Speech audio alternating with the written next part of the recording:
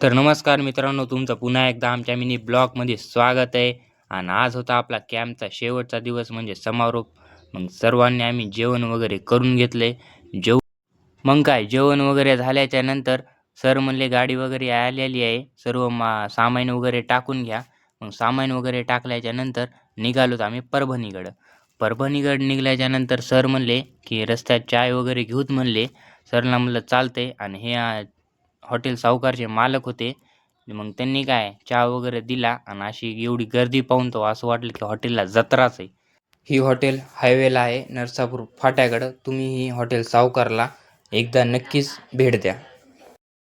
आलोत आपण परभणीमध्ये. परभणी आल्याच्या नंतर सर म्हणले कॉलेजमध्ये आल्याच्या नंतर सामान वगैरे काढून घ्या म्हणले. सरला म्हणलं चालते. मग सामान वगैरे काढल्याच्या नंतर निघालोत आम्ही आमच्या घराकडं. आणि मग भेटूत मग पुढच्या ब्लॉकमध्ये. धन्यवाद.